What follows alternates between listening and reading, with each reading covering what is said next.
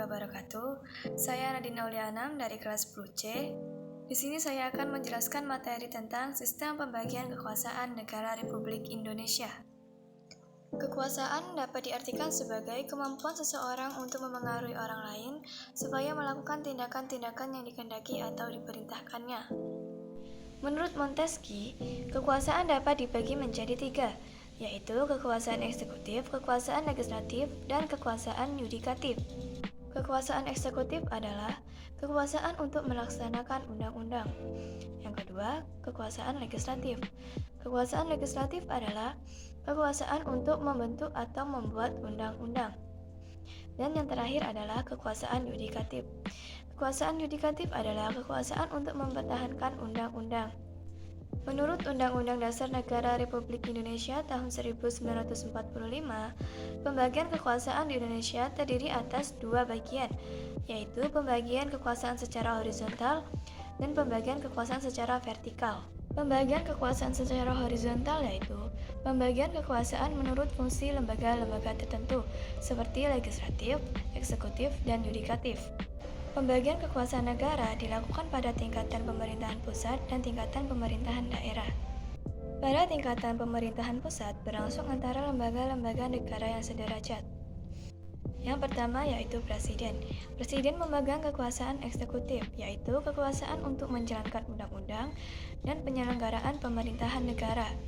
Pernyataan ini ditegaskan pada pasal 4 ayat 1 Undang-Undang Dasar Negara Republik Indonesia tahun 1945. Yang kedua yaitu MPR. MPR memegang kekuasaan konstitutif, yaitu kekuasaan untuk mengubah dan menetapkan undang-undang.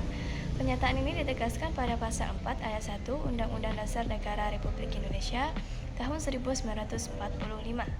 Dan yang ketiga ada DPR.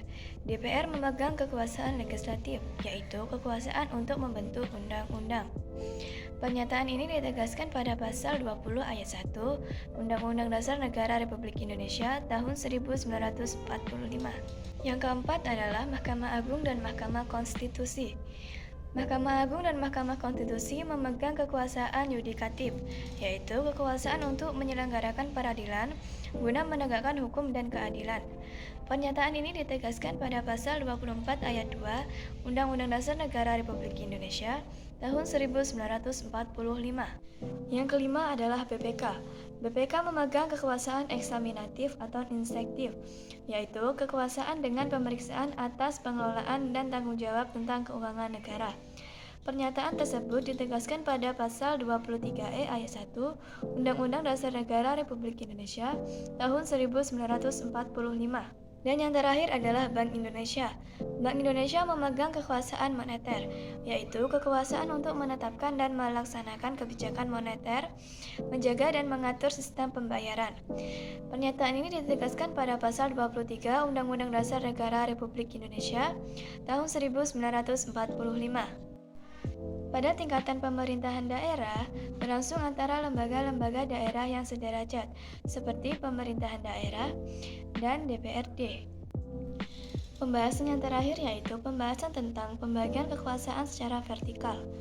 Pembagian kekuasaan secara vertikal yaitu pembagian kekuasaan antara beberapa tingkatan pemerintahan.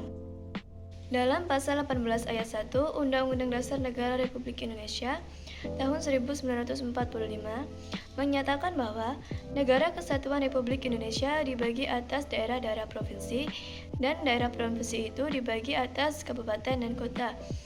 Yang tiap-tiap kabupaten, kota, dan provinsi itu memiliki pemerintahan yang diatur dengan undang-undang. Itu saja pembahasan dari saya. Bila ada salah kata, mohon dimaafkan. Saya akhiri. Wassalamualaikum warahmatullahi wabarakatuh.